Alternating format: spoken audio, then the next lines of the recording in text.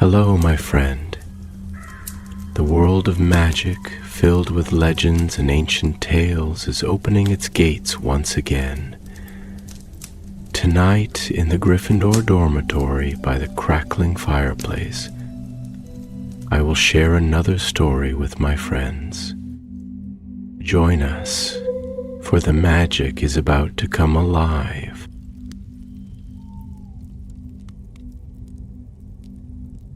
The stars above Hogwarts shimmered like cold silver fire, scattered across the endless velvet of night.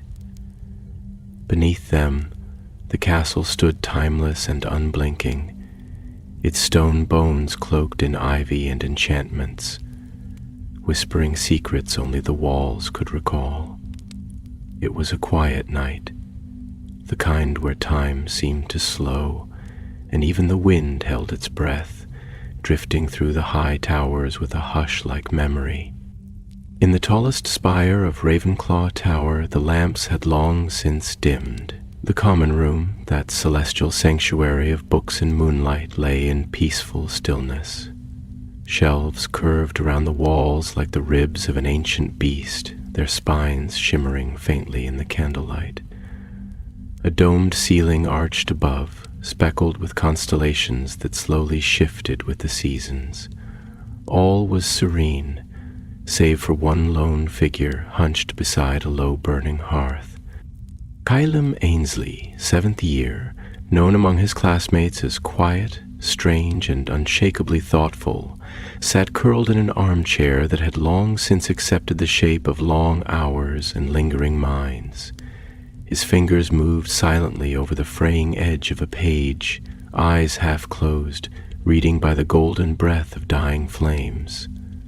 The book in his lap was old, older than the school it sometimes seemed, its cover faded to a whisper, its pages crackling with the dry rustle of forgotten voices. He hadn't meant to find it. The book had slipped from the top of a precarious stack in the restricted section during an ordinary study session gone wandering, and though he had meant to return it, something about the way it fell open, pages fluttering to a passage not marked or indexed, had drawn him in like a tide. The Eagle of Thought, the chapter had whispered, a title wrapped in mystery, in poetry. It spoke of Rowena Ravenclaw, the founder known for her unmatched intellect, her love of riddles, her sorrow, of how she had crafted in secret and silence a final enchantment that no one, not even Helga or Godric, ever fully understood. Not a weapon nor a treasure, but a living idea, a piece of thought itself, born of grief, sealed within the heart of the castle. A mind that flies without form, the line reads. An eagle that dreams, watching over those who ask not what, but why. Kylam's breath had caught when he first read those words. For nights after, he dreamt of wind through endless corridors and wings sweeping across parchment skies. He told no one. Some mysteries were meant to be lived before they were explained, and now this night, as he read the passage once more, the fire dimmed suddenly as though exhaling. The shadows shifted. The room held its breath. And then it happened. A flicker of movement, a shimmer in the air just beyond the arc of his vision. Kylam turned slowly, carefully. Nothing, but his heart beat faster, not with fear, but with recognition. The way one senses the presence of another in a room meant to be empty. He stood, closed the book with reverent hands. He turned toward the tall windows that arched like open wings above the common room, their glass panes blurred with moonlight and mist.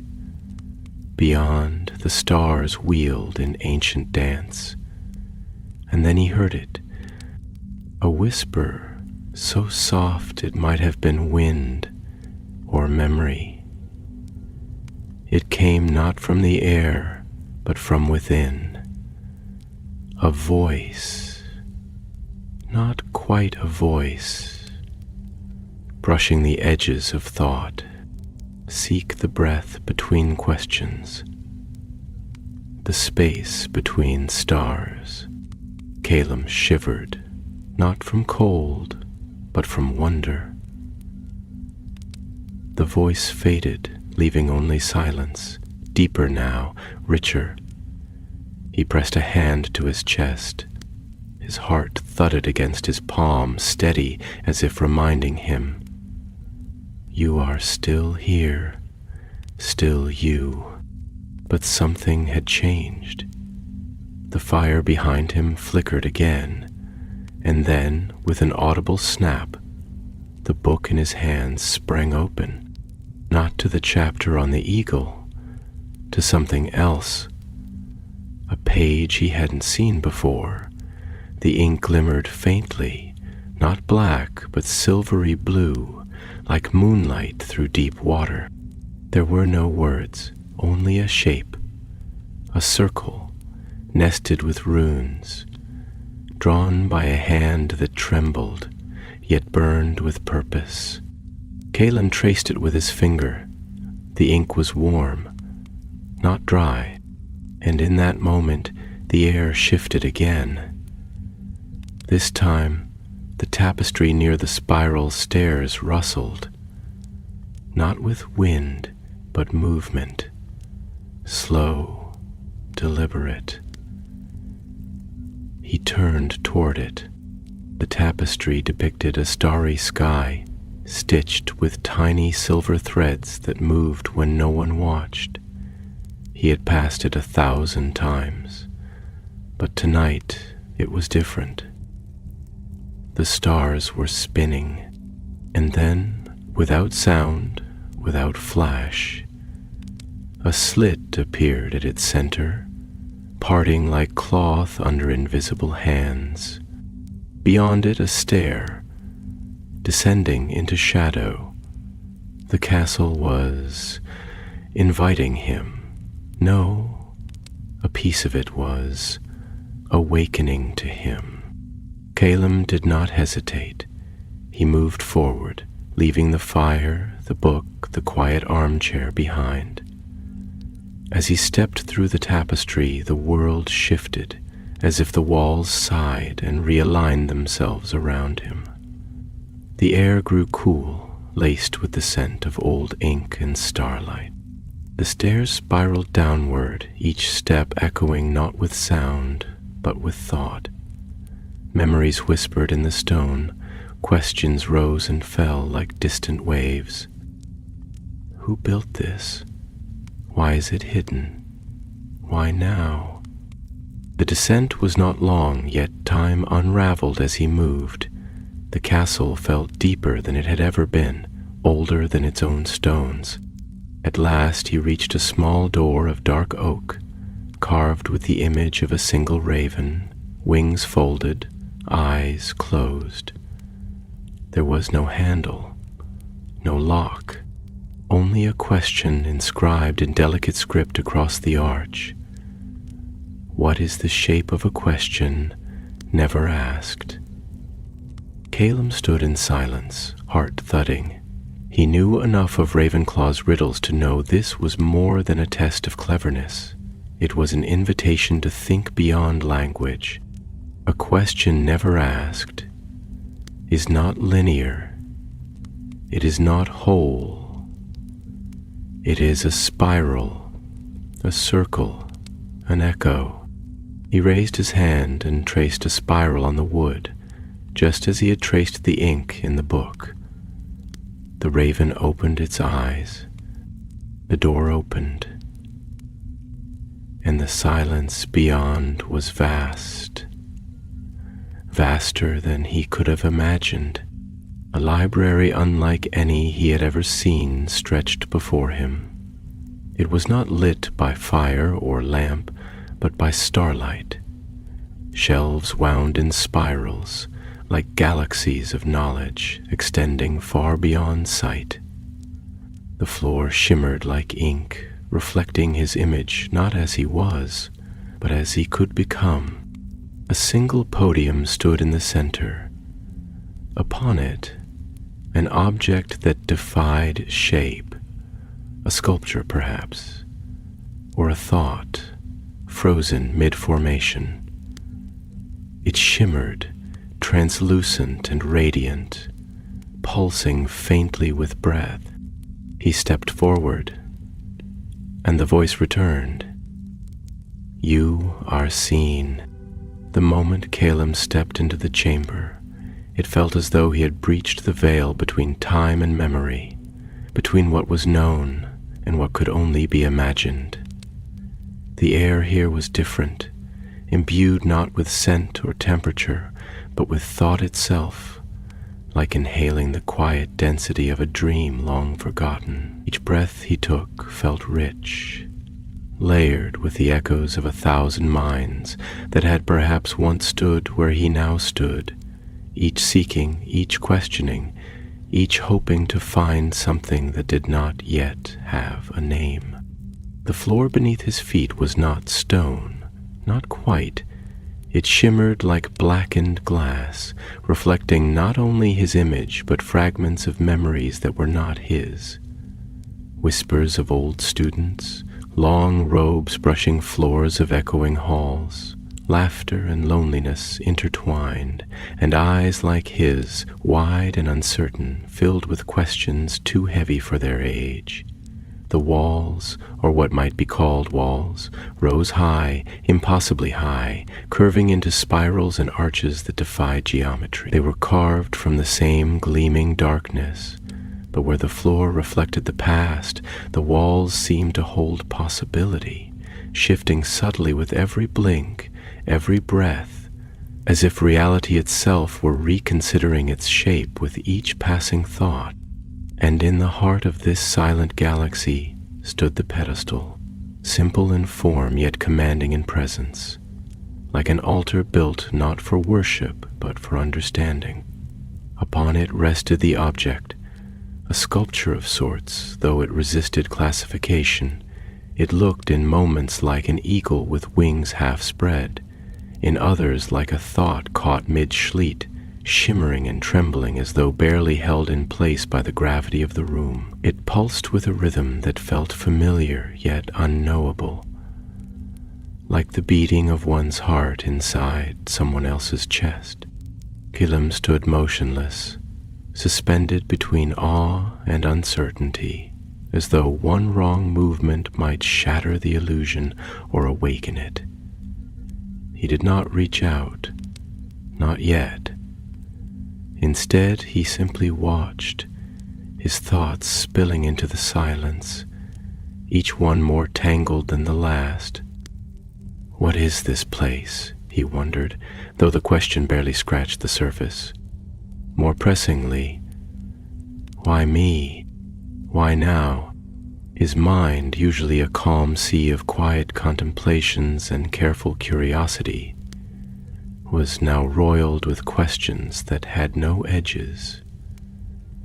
And then, again, as if from the walls themselves, a voice, quieter than breath, yet carrying with it the full weight of eternity. "You are seen," it said.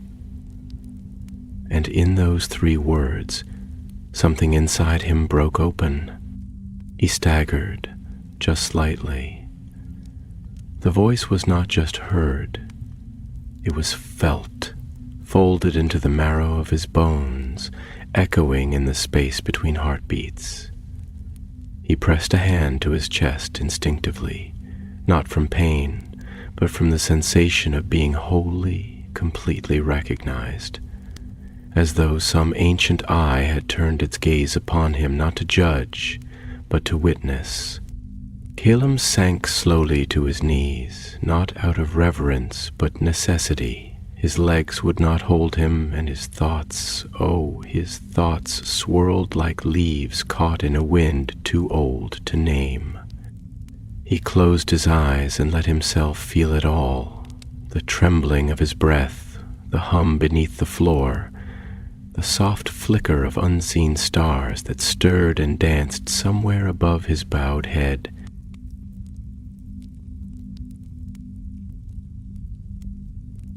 When he spoke, his voice was raw, not with fear, but with the depth of something newly awakened. "Why me?" he whispered, then paused, and the words spilled forward in a torrent of uncertainty and wonder. "I am not the most brilliant. I do not walk the corridors with the certainty of prodigies. I question everything, even when the answers are given freely, especially when they are given freely. I hesitate, not out of doubt, but out of awe, for how could any truth be held easily in trembling hands?" Silence answered him, but it was not empty. It was deep, contemplative, a silence that listened. "I read because I fear forgetting," Calum continued, his words slower now, laden with memory. "Not the forgetting of facts, but of wonder, of what it feels like to not know. I linger in libraries long after the lamps have dimmed, because there is comfort in the company of voices that have passed into dust, and yet still speak to me. I chase riddles not for their answers, but because they remind me that knowledge is not conquest, but companionship, that to ask is to reach, not to possess." The voice came again, still soft, still steady. "That is why."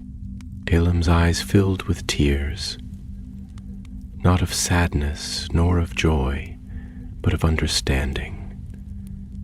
Not complete, not yet, but enough to stand, to walk forward, to let the space between him and the object diminish with reverent slowness. As he approached the pedestal, the air thickened, not in resistance, but in presence, like stepping into a memory that had been waiting for centuries to be remembered. The object, the eagle of thought, if it could be named at all, shifted as he neared, its edges becoming clearer yet no more definable. It did not gleam exactly. It glowed from within, like moonlight captured in a vessel made of dreams. Calum reached out, not with his hand, but with his thoughts. And then something stirred, not in the chamber, in the castle. Above and around him, faint as breath but undeniably real, the very stone of Hogwarts responded. The floors of distant corridors creaked, not with footfalls, but with intention. The portraits in slumber stirred in their frames. The wind outside shifted direction, brushing against windows with a whisper like a turning page, and high in the astronomy tower a raven cried out into the night, not in fear, but in recognition. A voice no longer disembodied spoke now from the heart of the eagle itself. A woman's voice, clear, sorrowful, and wise, wrapped in the cadence of thought-made music. "Child of mind and moonlight, do you seek wisdom or remembrance?" Calum's lips parted, but the question struck so deep that he dared not answer at once. Instead, he closed his eyes and let the words echo through him, through the caverns of his heart, down into the forgotten spaces where childhood dreams still flickered like embers in the dark. And then, softly, "I do not know if I can seek one without the other," he said. "Wisdom without memory is brittle, like a wand without core, and remembrance without wisdom is a wound left open. I seek both, I think, not to hold them, but to understand the cost of each." The voice was silent a moment longer, and then it answered, gently. Then step further, Calum Ainsley.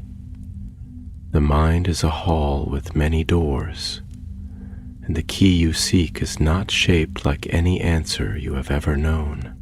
And with that the pedestal sank, slowly, reverently, into the floor. The object dissolved, not into dust, but into wind, and the floor beneath Calum shimmered once more, revealing a descending path of lightless stone, a staircase not unlike the one that had brought him here, yet deeper, older, waiting in silence. The room pulsed once more with living stillness, and Calum stood alone with the echo of a name that had not been spoken aloud. Rowena. Not a ghost, not a memory, but a presence, watching, waiting. And so, without hesitation, he stepped into the descent. The descent was not swift, nor was it meant to be. It was a long unraveling of time and space, a winding journey through a staircase carved not by hand, but by intention. The stone beneath Calum's feet was smooth, worn by the passage of minds, not bodies. It carried no dust, no cobweb, no echo of hurried footsteps. Only a deep and wordless silence that pressed against the ears like the hush before a storm of revelation. The light that guided him was neither conjured nor mundane. It simply was.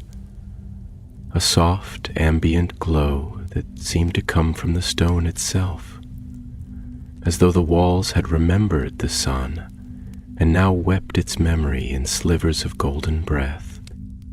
And as he moved downward, slowly, carefully, with every step echoing not just in the chamber but in the inner sanctum of his chest, Calum found his thoughts not racing but expanding, uncoiling like vines reaching toward an unseen sun. He felt the weight of the air change, subtly, becoming thicker, like ink in water. Thought had shape here, not metaphorically but truly, palpably. There was no sense of danger, but neither was there comfort, only the vastness of awareness, as though every question he had ever asked now walked beside him in silence. When at last the staircase ended, it did not deliver him to a room or a hall or a chamber in the way one might expect. It delivered him to a garden, or something like a garden, yet even that word, with all its associations of greenness and bloom, felt too simple, too small. What lay before him was a realm suspended between the architecture of memory and the wilderness of dream. Trees rose from polished stone beds, their bark woven with strands of silver and blue, like veins of thought-made wood. Their leaves were translucent, glowing faintly with internal light, each one falling in slow spirals as though caught in time's own breath. Pools of water mirrored the vaulted sky above, yet there was no sky, only a canopy of stars held aloft by nothing but silence. And the air, oh, the air, was laced with a kind of music one could not hear with the ears but feel in the heart, a vibration of harmony, ancient and aching, like the remnants of a lullaby sung by the world in its infancy. Calum stepped forward, his footfalls making no sound. He felt as though he walked not on stone, but on memory itself. His heart, still raw from the encounter above, beat more slowly now, not because he had found calm, but because he was entering the presence of something so vast, so unknowable, that to rush would be sacrilege.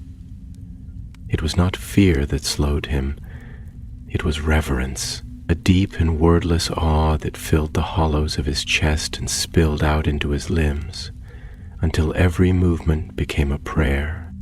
At the center of this strange, celestial grove stood a figure. Not a statue, not quite. And not a person either, not exactly.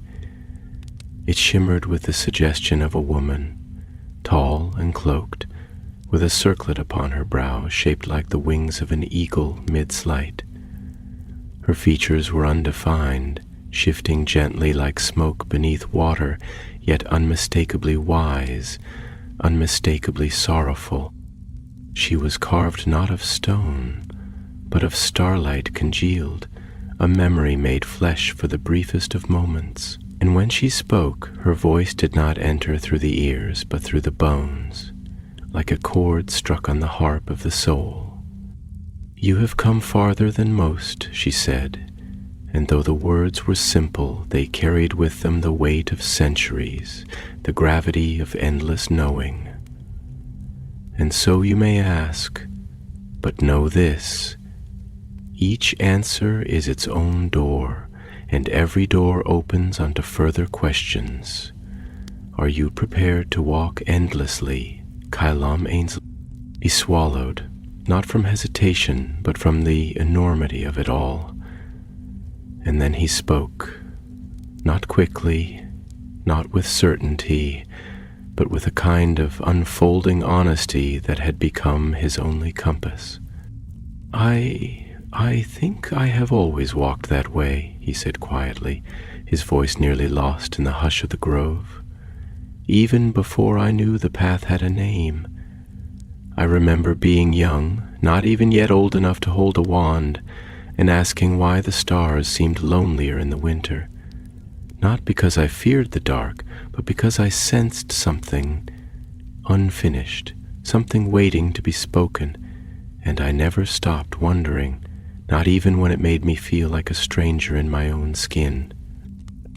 He paused, gathering the tremble in his chest into words. "I have never wanted knowledge for its own sake. I wanted it because I hoped, deeply, perhaps foolishly, that understanding might make the silence less cruel, that in knowing the truth of things, I might find a way to belong, not to people, but to meaning." The figure seemed to lean forward slightly, her form shimmering more vividly now, as though his words had given her shape.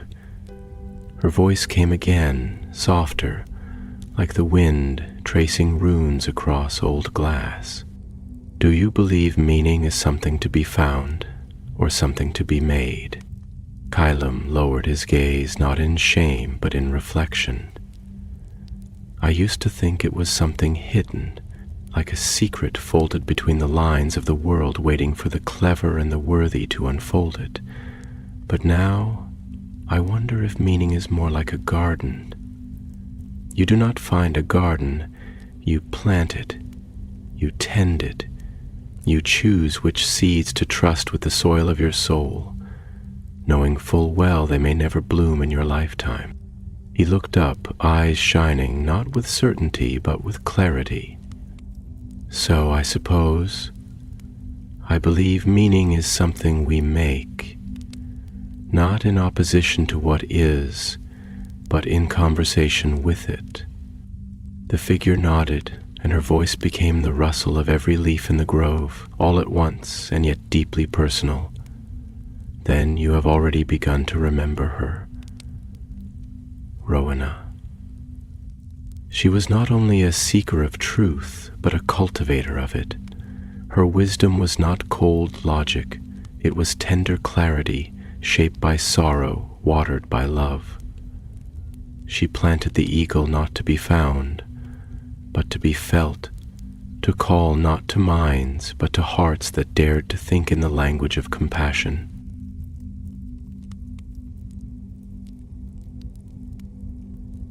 Kylam's breath hitched.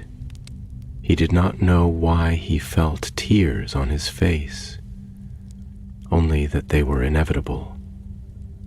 The thought that this founder, so often described in books as stern, intellectual, remote, was in truth someone who felt so deeply, who mourned the dissonance of the world even as she sought to bring it into harmony, made his chest ache with longing. Why did she hide this? He asked, stepping closer now, his voice trembling with emotion. Why bury something so beautiful, so essential? Was it fear or sorrow?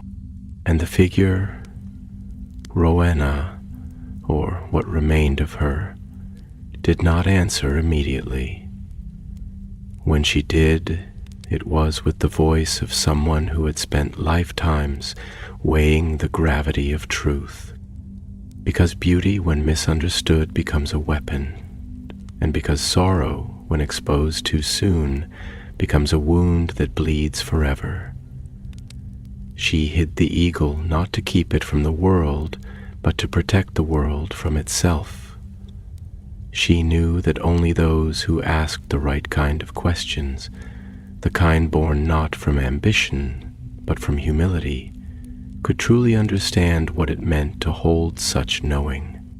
A long pause passed between them, filled not with silence, but with thought, like the quiet that settles after music, when the heart still echoes with its final note. Caleb stepped even closer now, until he stood at the edge of the pool that encircled the statue. He gazed down into its depths, not water, not truly, but memory rendered fluid, and saw himself, not as he was, but as he had been, a boy with wide eyes, staring up at the stars through the frost-blurred window of the dormitory, wondering not where they were, but why they were. And in that reflection he saw something else, a shape forming behind him, vast and winged, not threatening, but sheltering. The eagle, waiting, watching, and within him something stirred, not a voice, not a thought, but a certainty. He was not alone. The waters of the pool did not ripple, and yet they moved. Their surface shimmered not with the reflection of light, but with the suggestion of memories, not only Kelm's own, but of others. Fragments, perhaps, of every seeker who had stood at this very edge, entranced, overwhelmed, broken open. The mirror of liquid time did not simply show what was. It revealed what had been carried beneath the skin of years.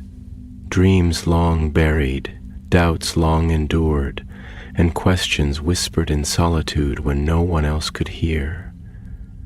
And yet, these were not static images, not passive echoes. They breathed with quiet urgency, with a gravity that suggested that nothing, no thought, no longing, no unanswered plea was ever truly lost in the halls of Hogwarts.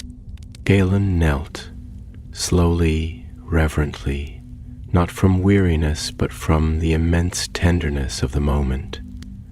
The kind of stillness that demanded kneeling, not out of subjugation, but out of communion. He pressed his palm lightly to the surface, and the liquid greeted him with warmth. Not wet, but resonant, like touching a lullaby or the worn cover of a beloved book that remembered the hands that had held it. The pool pulsed gently beneath his skin, and for a moment he felt as if he could sense the entire weight of the castle above him. The students dreaming in their beds, the ghosts wandering in quiet reflection, the portraits muttering half-forgotten songs, and the ancient enchantments that creaked softly in the rafters like old bones remembering the dance. Behind him, the shimmering figure of Rowena remained unmoving, yet not inert. Her presence filled the garden like the scent of lilacs before a rainstorm. Poised between sorrow and bloom, her voice came again, quieter now, not because it was diminished, but because it was closer, folded into his very breath. "The mind is a great house," she said, each syllable like a falling petal on still water. and most live only in the front rooms where the windows face the world. They learn the names of things, their shapes, their histories. They acquire knowledge, wear it like robes. But few ever wander deeper. Few ask what lies behind the door with no key, what grows in the attic where light never falls. Fewer still dare enter the cellar where forgotten truths sleep in dust. And yet it is in those hidden chambers, unmapped, unlit, that wisdom lives. Calem's fingers trembled as he let them slip further into the water, not as one who seeks to possess, but as one who longs to remember. Then, "This place," he murmured, "this garden, this silence, this pool, it's not a destination. It's a room inside the house of thought, a room no one names." He paused, drawing a slow breath that felt older than himself, then added, "But why does it feel like it belongs to me? Not in the sense of ownership, but like I've carried this room inside me for years without knowing it was real." There was a moment of profound stillness, not empty, but listening. "Because you have," she said, and though the words were simple, their meaning was layered, like the hidden folds of ancient cloth. "Every seeker carries a piece of this place within them, not as a destination to reach, but as a resonance to remember. It awakens only when the mind is quiet enough to hear its own questions, not shouted across the corridors of the world, but whispered inward. Timid, trembling, and true, Colin closed his eyes, letting her words settle into the spaces within him that had never known how to ask for comfort. There had always been questions, always a hunger that textbooks could not satisfy, that lectures could not quiet. Even amidst friends, even when laughter wrapped around him like a shawl, there had always been that soft ache, like a name he had forgotten how to say, or a melody remembered only in fragments. He had felt different, not in brilliance, but in depth, not in pride, but in perception. And now, in this quiet underworld of the castle, it made sense. Not because he had found answers, but because he had found where his questions were welcome. "Do you think," he asked quietly, "that some of us are born asking? That there are children who look up at the stars not for their brightness, but because they wonder whether they are lonely? That there are minds shaped more by longing than logic, more by the ache of the unknown than the thrill of understanding?" The figure tilted her head, and for a moment the garden seemed to shift, as if the trees leaned inward to hear more closely, as if the stars above nodded in solemn rhythm. "There are," she said, "and they are the ones who walk forgotten paths, who dream in languages not yet spoken, who mourn what the world has not yet lost. They are both a gift and a warning, for their hearts beat not only for what is, but for what might be, and that kind of dreaming, that kind of questioning, is both light and fire." Her voice softened into something that was almost grief, but deeper, older. Something like nostalgia folded into wisdom. "I was such a child once, and I planted this garden, not as an answer, but as a place where the questions could rest. Not be solved. No, that would be too easy. But be allowed to breathe, to blossom, to change." A long silence followed, rich and full, and in it Calem felt a sense of quiet companionship, not of being guided, but of being understood, held gently in the shared space between wonder and doubt. The trees above rustled softly, and their silver leaves whispered, not secrets, but possibilities. Then slowly Kylam rose, his hand still wet with the memory of light. He looked once more into the pool, and though his own reflection remained, it had changed, not in shape, but in presence. He saw now the shadows behind his eyes, the weight of thinking too much, feeling too deeply, and yet he also saw the soft illumination that came not from knowledge, but from care. He looked like a boy who had wept for stars and kept walking. He turned to Rowena, or what remained of her, and asked, "And what now? If this place is not meant to be taken, not meant to be told, then what am I meant to do with it?" The figure was still, but the garden stirred again, softly, gently, like a sigh released after holding breath for too long. "Carry it," she said, not with command, but with invitation. Not as a relic, but as a way of seeing. Let it color your questions, let it soften your certainty, let it deepen your wonder. And when others bring you their confusion, their sorrow, their restlessness, do not answer too quickly. Sit beside them, in their unknowing. Offer them not a map, but a garden. Caelim's throat tightened. He bowed his head, not because he felt small, but because he felt vast. Because something within him had opened like a window after a long winter. And then the garden began to fade, not with finality, but with grace. The leaves shimmered, the waters dimmed, the stars above scattered into breath, and Rowena's figure dissolved into a single point of light that rested briefly on Caelim's chest, warm, pulsing once, and then vanished. The path behind him reappeared, and Caelim turned to leave, not because he had finished, but because he had only just begun.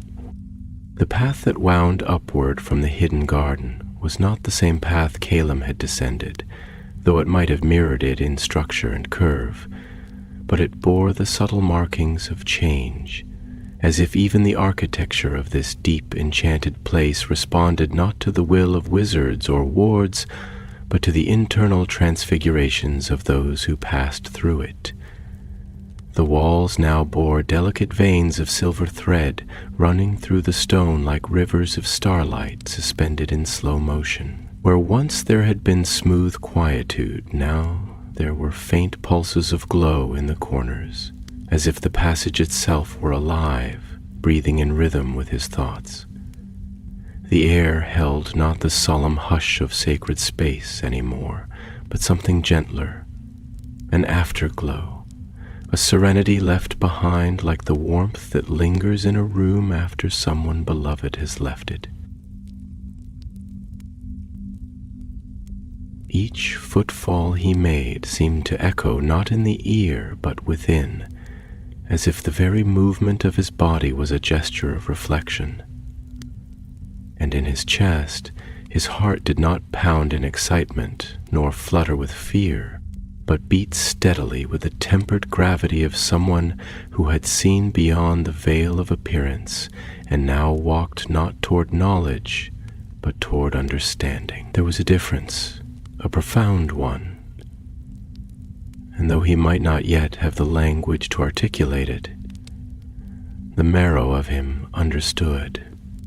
When at last the staircase gave way to an arch, tall, narrow, and flanked by carved feathers wrought in lapis and jet, Caelim stepped through and found himself not in the common room of Ravenclaw, nor in any hallway he recognized, but in a high gallery lit only by the cold gleam of moonlight streaming through narrow, tall windows. The panes were old, leaded with intricate sigils that bent the light into patterns across the floor, shapes that shifted subtly with each passing breath. The room was silent, filled with the dust of thought rather than disuse, and lined with alcoves, each one housing objects of indeterminate purpose, curiosities half shrouded in velvet, and books whose spines bore no titles, only symbols. It was, Calum thought, a room not meant for students, perhaps not even meant for most professors. It was the kind of place the castle remembered but did not advertise, an echo of intention made manifest in stone. And in that liminal hush, he heard footsteps, light, measured, and familiar. From a nearby archway, Professor Sinistra stepped into view, her long midnight robes catching the lunar light like silk dipped in water. She held herself with the grace of one who had spent long nights studying the skies and whose mind moved with the elegance of planets, silent, precise, orbiting truths far too vast to speak of in haste. Her eyes, dark and sharp, met his, and for a long moment neither spoke. Then, with a soft tilt of her head, she broke the silence. Not with reprimand, not with inquiry, but with quiet acknowledgement. "You've seen it, haven't you?" Her voice was soft, but in it lay 1,000 unread pages, the weight of old knowledge and the ache of those who had held it too long. Calum did not answer right away. He looked at her, truly looked, not as a student gazes at a teacher, but as one traveler meeting another on the edge of an undiscovered country. He nodded eventually, and when he spoke, his voice was low, careful, as though he feared that speaking too plainly might disturb something sacred. "I didn't expect to find her," he said. "I thought it was a legend, an allegory maybe, a metaphor wrapped in myth. But it wasn't. It wasn't just a test or a hidden passage. It was a remembrance, a memory that thinks." Sinistra smiled, tired, wistful, the kind of smile that only those who have held long silences can truly give. "That is a better description than any I've heard," she said. "Most who stumble close to it think only in terms of relics and secrets. But it's older than that, deeper. It's not something you possess. It's something that becomes you, if you're quiet enough to listen." Calum moved toward one of the windows and placed his palm against the cool glass. The moon beyond was low, its light curving gently across the hills, casting the world in silver boob shadow.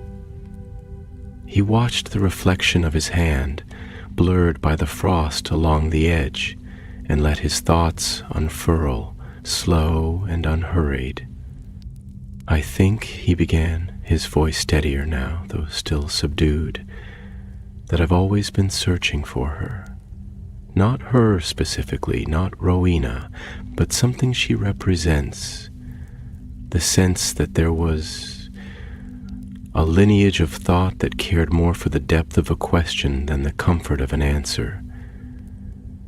I've felt it in books, in certain silences, in conversations that touch something wordless.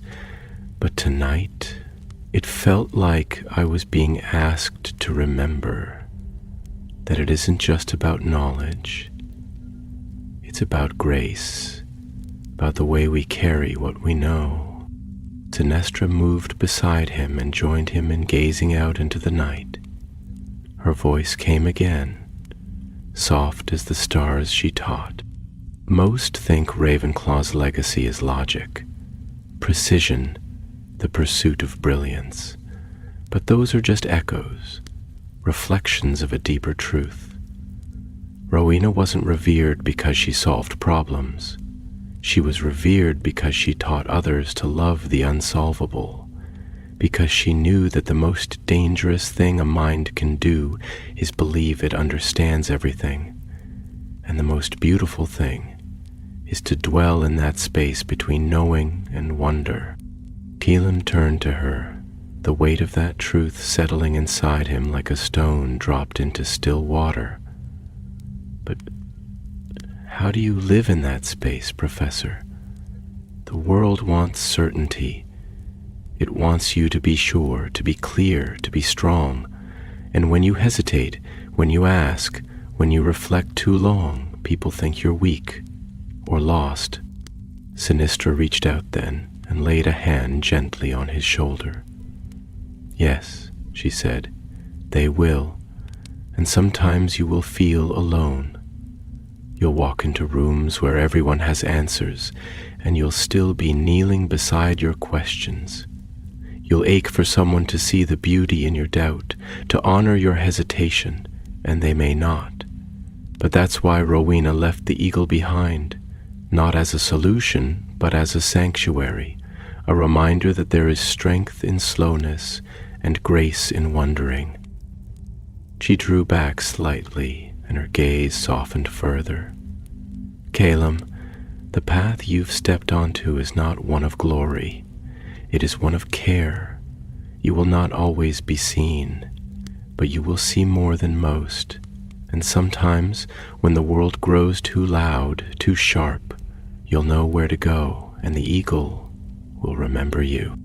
For a long time they stood in silence, and the moon, vast and solemn, continued to cast its quiet blessings across the stone floor. And somewhere far below, deep in the forgotten bones of the castle, a breeze stirred, a whisper, like wings brushing ancient stone. The story was not over. It was only just beginning. The sky above Hogwarts had surrendered itself to the deeper tones of night, that ancient indigo that blooms only when the stars begin to speak in earnest. From the high window where Calum and Professor Sinistra stood, the land below looked like a sleeping thought, still, expansive, cloaked in darkness not of fear, but of potential. The hills lay draped in silvery mist, and the forbidden forest was no longer a silhouette of menace, but a mass of quiet breath, each tree a guardian of some old, unspeakable truth. The lake glimmered faintly in the distance, not with reflected moonlight, but with its own inward gleam, as if even the water had begun to remember its forgotten depths. For a while, neither of them moved, content to let the silence cradle them like a soft woolen shawl passed down through generations of wanderers. Yet within Calum, thought stirred like a tide against the breakwater of restraint. There was something unspoken still clinging to his chest, some last ribbon of emotion wrapped too tightly around the scaffolding of his heart. "Professor," he said at last, not turning to her, his voice slow and thick, as though dredged up from the roots of some old wound. "Do you ever feel burdened by what you know? I don't mean the facts, the spells, the histories. I mean the patterns you start to see once you ask enough questions, the way everything begins to echo itself, the tragedies, the mistakes, the loneliness that seems to wear new faces every year, but speaks in the same tone, and knowing you can't unsee it, that you will carry it, not like a book, but like a scar that doesn't show." Sinistra did not reply immediately. She shifted her weight slightly, the movement barely perceptible, like the tilt of a planet in its endless orbit. When she did speak, her voice was not hurried but chosen with care, as though she were placing stones in a garden path. "I do," she said, "all the time, more often than I ever let on. It is one of the quieter costs of scholarship, Not just academic study, but true seeking. The moment you begin to see the world in layers, when the surface no longer satisfies, you also begin to see the fractures others walk over without noticing. You notice the silences in people's voices, the meanings beneath their words. And with that comes sorrow. She turned her head slightly, watching the dance of moonlight across the curve of Caleb's cheek. There is a kind of ache that comes from understanding too much too soon. The realization that history is not just pages in a book, but cycles made of breath and bone. That pain, though it changes names, rarely changes shape. That even beauty is brief, not because it is weak, but because it is honest. And honesty, as you know now, is a fragile flame in a world built for armor. Caleb let out a slow breath, his fingers curling slightly against the windowsill, as if trying to hold on to something invisible, something slipping. "It's strange," he murmured. "After the garden, after what she showed me, I felt full, as though every part of me had been seen, acknowledged, embraced. And yet now, standing here, I feel hollow in a different way, not empty, but aware, like I've become a vessel for something too large to carry, and yet it insists on staying." He turned to her then, his gaze luminous with that tremulous clarity that comes only in the wake of sacred revelation. What do I do with that? How do I live in a world that still wants simple answers, when I've learned to see the complexity in every breath? Sinistra smiled, and it was the soft, sad smile of a mentor who sees her younger self reflected in the eyes of a student standing at the edge of the same precipice. She reached out and placed a hand gently over his, grounding his trembling fingers with the quiet strength of shared knowledge.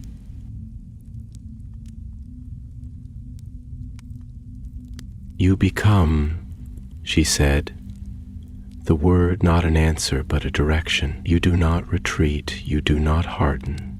You let it change you, yes, but not into something cold or distant. You let it deepen you.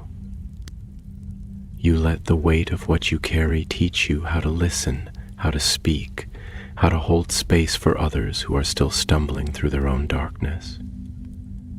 And when the world demands simplicity, you do not resist it with arrogance or disdain. You offer complexity wrapped in kindness. You speak softly, not because you are uncertain, but because you know how easily certainty bruises." She stepped away then, walking slowly toward one of the alcoves that held a globe of swirling light, a star map that pulsed faintly with celestial motion.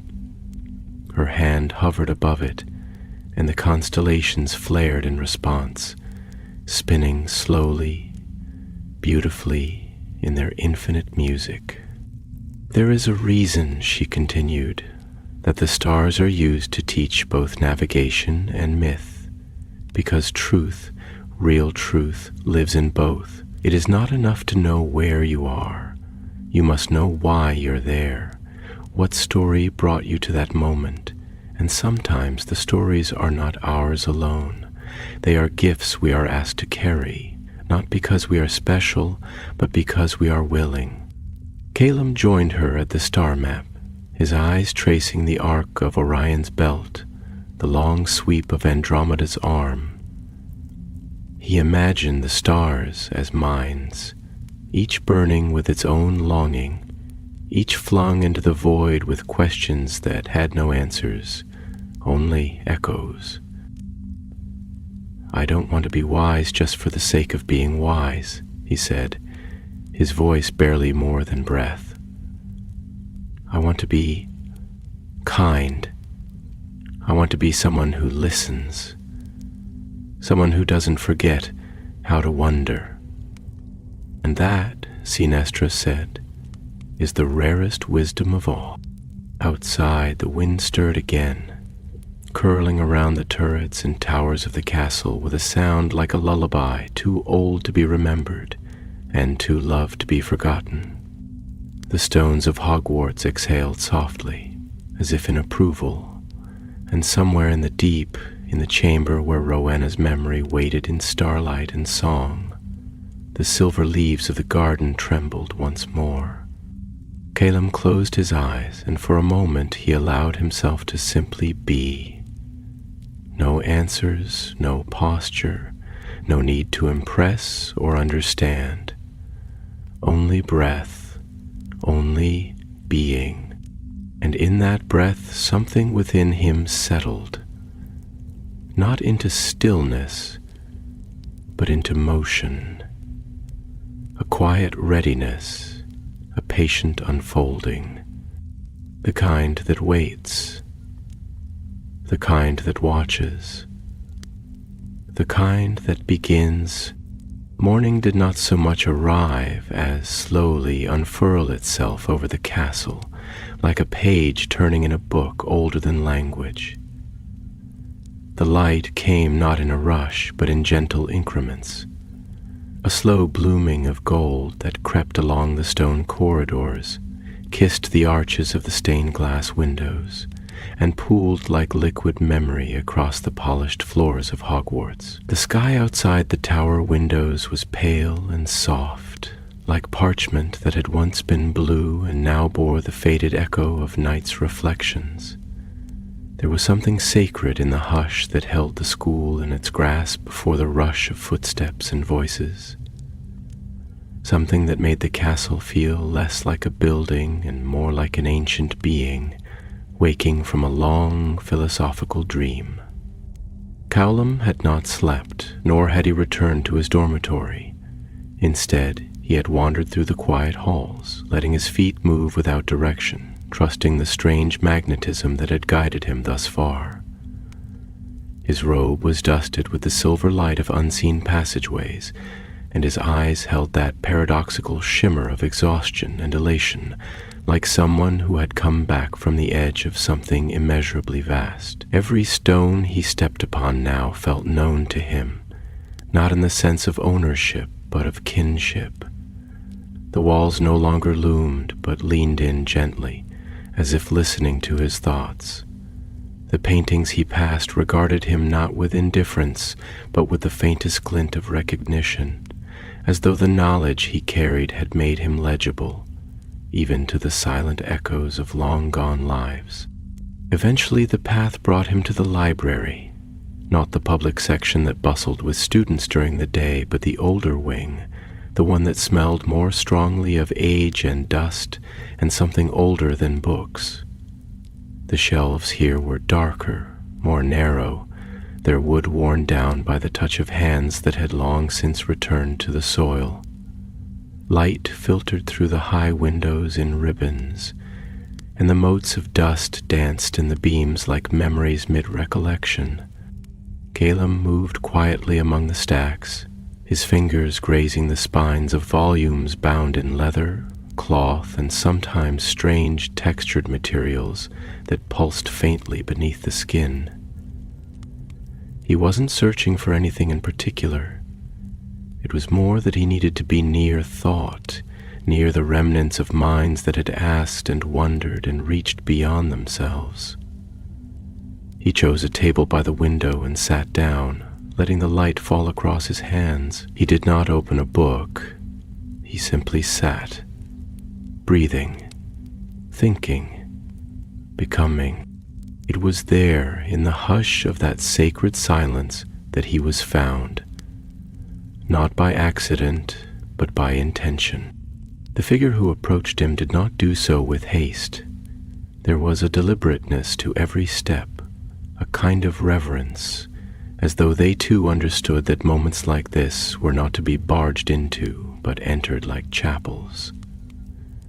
Professor Vector stood before him, her eyes not sharp with calculation, as they so often were in arithmancy lessons, but deep with curiosity, as if studying a newly discovered equation written in breath and silence.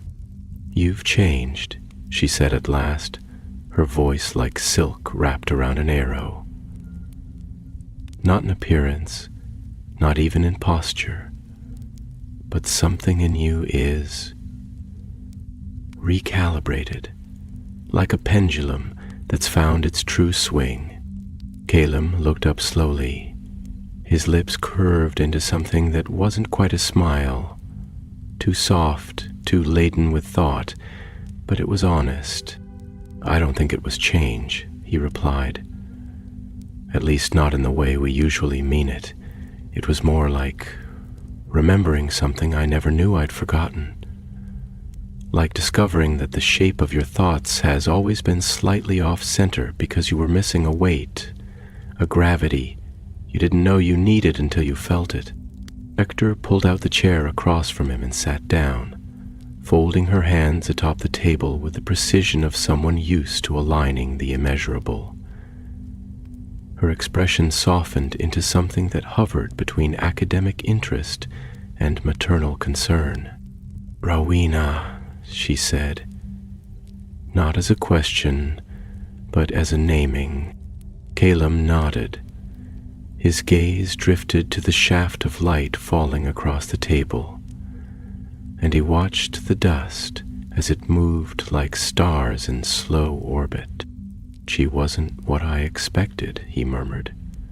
"I always thought of her as distant, cold, maybe, the archetype of the intellectual, brilliance without emotion. But that wasn't her, not at all. She was aching. Not broken, but luminous with grief, and the eagle she left behind, it wasn't a monument to cleverness, it was an invitation to gentleness, to see the world not as a puzzle to solve, but as a song to listen to, even when you don't understand the words. Vector's eyes narrowed slightly, but not in skepticism, in focus, as though recalculating something inside herself. "Do you know," she said slowly, "that most of our records describe her only in terms of her mind, her spells, her theories, her contributions to magical architecture? But the personal accounts, those are few, and the ones we do have, they hint at something else. A woman who walked alone, often, who sat in gardens long after others had gone to bed, who wept when she read certain passages aloud, who once said, 'Knowledge without mercy is like fire in a sealed room.'" Caleb looked up at her sharply. "She said that?" Vector nodded. "It's in the margins of a letter we found in a collapsed part of the eastern wing, buried for centuries. Most never paid attention to it, but I remember copying that line into my notes when I was a student. It haunted me. I never quite knew why until now." A long pause followed, thick with the kind of silence that is not absence, but fullness. The room seemed to listen with them, the shelves leaning in, the sunlight deepening in hue. "I think," Colin said at last, his voice soft but steady, "that there are truths we're meant to carry like lanterns. Not to light the whole world, but to hold quietly as we walk, so others might find their own way by the gentler glow of our care." Vector's expression did not change, but her eyes glistened faintly, as though something inside her had quietly bowed its head in recognition. "Yes," she whispered. "Yes, I think she would have liked you, Caleb Ainsley." Outside, the wind stirred through the leaves with a sound like turning pages, and the sun slipped a little higher in the sky. And somewhere deep beneath the castle, in a garden only the soul could reach, silver leaves fell slowly through silence and were not forgotten. The afternoon settled over Hogwarts like a soft-spoken promise, its light muted by high clouds that diffused the sun's brilliance into something tender, almost introspective, as though even the sky had adopted the castle's quiet mood. There was no wind, no sound of birdsong, no laughter from the distant lawns where students often lingered. Instead, the world outside seemed to be holding its breath in concert with the thoughtfulness inside its ancient walls. It was not silence in the absence of noise. It was the kind of silence that follows revelation. The silence that is full, aware, alert, and listening. Calum had parted from Professor Vector with a soft bow of the head, one that meant more than words could have in that moment. There had been no need for formal farewells, nor any parting advice, only the shared understanding that something had passed between them. A quiet torch of insight handed from hand to hand in the cathedral of the mind. He had walked away slowly, not because he was tired, though he was, but because each corridor now seemed richer, as if the very stones beneath his feet held fragments of that memory-laced light from the hidden garden. The corridors were not merely halls to him now. They were arteries of thought, and every step felt like a heartbeat, a pulse echoing in the long body of the school. He made his way up to the Ravenclaw common room as the day reached its gentle turning point. The entrance, a smooth arch adorned with carved eagles whose wings were etched in swirls of cloud and feather, seemed somehow to notice him more keenly than usual. The bronze knocker in the shape of a raven's head regarded him not with challenge, but with quiet consideration, as though recognizing the shape of his inner world had changed, and the riddle it posed would not be one of logic, but of resonance. What grows in stillness and speaks in silence? The raven intoned. Calum did not hesitate, but his voice was not rote, it was reverent, as though the answer was not merely a reply, but an offering. Understanding, he whispered, and the door creaked open, not with grandeur, but with grace. The common room was bathed in diffuse light, the tall windows catching the soft glow of clouded sun and throwing it across the high-domed ceiling, where faint constellations shimmered with quiet awareness. Books lay open on armchairs, half read and left behind like dreams paused mid-thought. A kettle hissed gently on the low fire, and somewhere in the corner an enchanted quill was scribbling notes to itself, occasionally pausing to tap its tip in the inkpot, like a thinker pausing to collect its thoughts. Calum moved to the window seat, the one with the view that curved gently out over the hills and framed the lake in the middle distance. The water below looked like a mind in contemplation, its surface smooth, yet layered with invisible thoughts. He sat with his knees drawn up, arms wrapped loosely around them, not in defense but in anchoring, like a tree folding its branches close in a moment of windless pause. As he gazed out, he felt the presence beside him before he saw it, the rustle of robes, the subtle warmth of proximity, the almost imperceptible shift in atmosphere that occurs when someone arrives with the intent not to speak, but to share a silence. It was Elira Thorne, a fellow Ravenclaw whose presence had always intrigued Calum, not because she spoke often. She didn't, but because when she did, her words always arrived as though they had walked a long road to find her. She had the bearing of someone who read not only books, but spaces between glances. Her hair was the color of ink before it dries, and her eyes had that unusual quality of looking as if they always just finished crying, but from wonder, not sorrow. She didn't speak at first, only sat beside him, folding her legs beneath her, her gaze following his out across the lake. "You went where the eagle sleeps," she said after a long moment, not as a question, but as a statement of quiet certainty. Caleb turned slightly, not surprised, though he had told no one. "How did you know?" She smiled faintly, her voice a murmur that seemed to hum in harmony with the air around them. "Because you're carrying something now, not visibly, not like a spell or a wound, but in your stillness.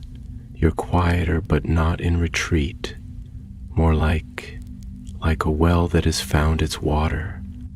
He looked down at his hands, slowly unfurling his fingers.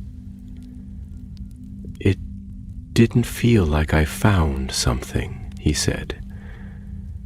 "It felt like something found me, or maybe remembered me, and all I had to do was listen long enough for the memory to take shape."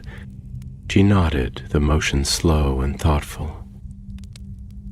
"Rowena's legacy was never meant to be a pedestal," she whispered. "It was a seed, a thought planted in the soul of the castle. Not every student hears it. Fewer still respond, but those who do, they don't remain the same. They start to carry questions that weigh nothing but change everything." He turned to her then, surprised by the precision of her language, the depth of her understanding. "You've felt it too," he said, quietly. Elira didn't respond immediately. Her gaze remained fixed on the lake, and when she did speak, it was with the kind of hesitation that comes not from fear, but from reverence. "Yes," she breathed, "a year ago. I found the garden when I wasn't even looking for it, just wandering, lost in thought, trying to understand why I always felt like the right words arrived after the conversation had ended, why I could never quite speak fast enough for the world. The eagle called me not with words, but with a silence I recognized as home. I sat there for hours. I don't remember what she said, only how I felt, that I was not wrong to be slow, not weak to be wondering. That care is a form of brilliance no one gives medals for." Caleb's eyes welled slightly, and he blinked quickly, not to hide the tears, but to let them fall with dignity. "I've never talked about it with anyone. I didn't think anyone would understand." Elira turned to him then, and her voice, though quiet, was firm with truth. "We weren't meant to carry it alone. That's the mistake people make about Ravenclaws, that we're solitary, locked in towers with our books and ideas. But the tower was never a prison. It's a beacon. And a beacon doesn't just shine, it calls." Their eyes met, and in that glance something passed between them. Not a beginning, not quite, but an opening, a recognition that what they carried might be heavy, but not unbearable. Not if held together. Outside, the sun slipped briefly through the clouds, and a beam of golden light struck the window pane, scattering a prism across the floor at their feet. And below, where the world could not see, a silver leaf drifted softly into the pool, and the eagle dreamed. Evening came not with drama, not with storm or spectacle, but with a slow and thoughtful grace, like a curtain drawn by a hand that understands timing, emotion, and the quiet necessity of transitions. The light that filtered into the Ravenclaw common room grew softer by the minute, shifting from pale gold to the deep blues and silvers that twilight always brings to this high place. Shadows lengthened, but not ominously. They pooled like ink on parchment, curling around the bases of the bookshelves and stretching gently across the stone floor as though the room itself were exhaling after a long day of listening. Outside, the sky was painted with thin strands of amber and violet, bleeding into one another in a kind of cosmic sigh, while the lake below became a dark mirror, reflecting only the suggestion of stars, like questions waiting for their moment to be asked. The towers of the castle glowed faintly in the fading light, their windows alight with candles, each one a miniature universe of thought and solitude and fragile human complexity. And high above it all, perched where only the birds and wind dared go, the spire of Ravenclaw rose like a quill in the hand of the horizon. Inside, Caleb and Alira still sat together by the window, the silence between them now thick with companionship, the kind that asks for nothing but presence. They had not spoken again for some time, and yet nothing about the quiet felt unfinished. It was a lull, not a void, a resting note, not a retreat. And when Caleb finally did speak again, his voice was low, careful, and colored by that certain weariness which does not stem from physical exhaustion, but from emotional unfolding, the kind that follows discovery, confession, and the soft, steady work of reweaving the fabric of self. "Alira," he said, not turning his head but knowing she was listening with every part of her being, "do you ever wonder what it means to live with knowledge that can't be shared? Not because it's secret, but because language falters, because experience reshapes the way you see everything, and then when you try to explain it, the words feel too small, too brittle, like trying to describe the scent of rain to someone who has never felt thirst." She was quiet for a long moment, and when she responded, her words came as though rising from somewhere far beneath the surface of her practiced calm. Measured, yes, but not distant. Careful, but not cold. "I think about that all the time," she said. "It's one of the loneliest parts of being a thinker, isn't it? Not the pursuit of knowledge, but the after, when you've touched something sacred, something immense, and you come back changed, and the world hasn't moved at all. People still ask the same small questions, still fear the same truths, still talk over the silences that you learn to love. And you find yourself wondering if you imagined it all just to make the ache mean something." She paused, drawing in a breath that carried with it both weariness and courage. "But then I remind myself the world does move. Not in great leaps, not always with us, but in small, slow shifts, like a tide turning in the deep. And sometimes all we're meant to do is stand still long enough for someone else to feel that movement in our presence. To offer stillness like a language, to become a kind of living riddle, not something to be solved, but something to be wondered at." Caleb closed his eyes at her words, feeling them ripple through him like warm water. He was beginning to understand that the journey the eagle had offered him was not one of arrival, but of becoming. That Rowena's true wisdom was not in the knowledge she possessed, but in the patience with which she bore it, the grace with which she allowed others to find their way, without rushing, without imposing, simply by being steadfast in her own questions.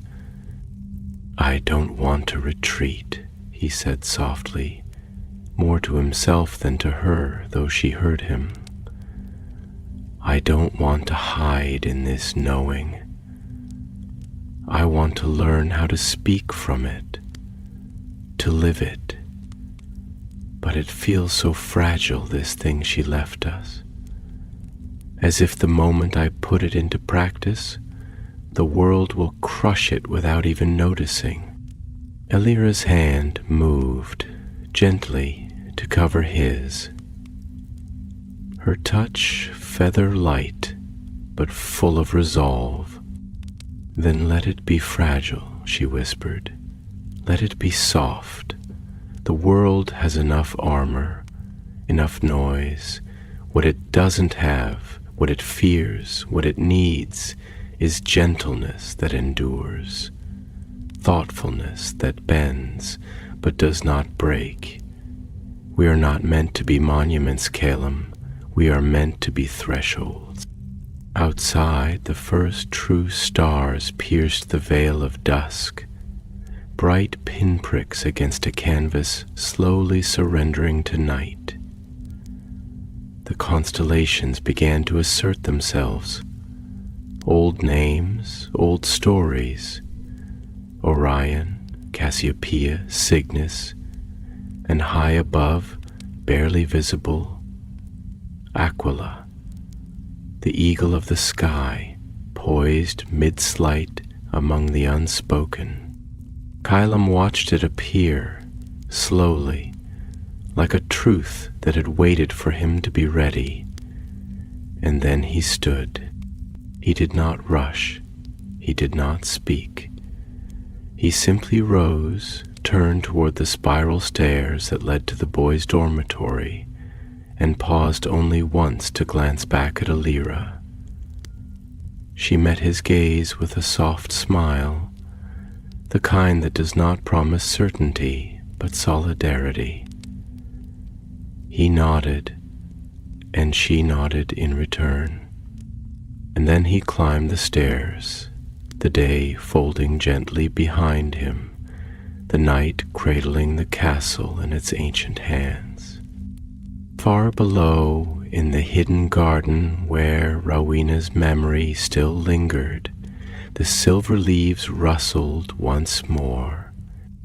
The eagle stirred, not to fly, not yet, but to remember and to wait for the next seeker, the next silence, the next question asked, not to conquer, but to understand.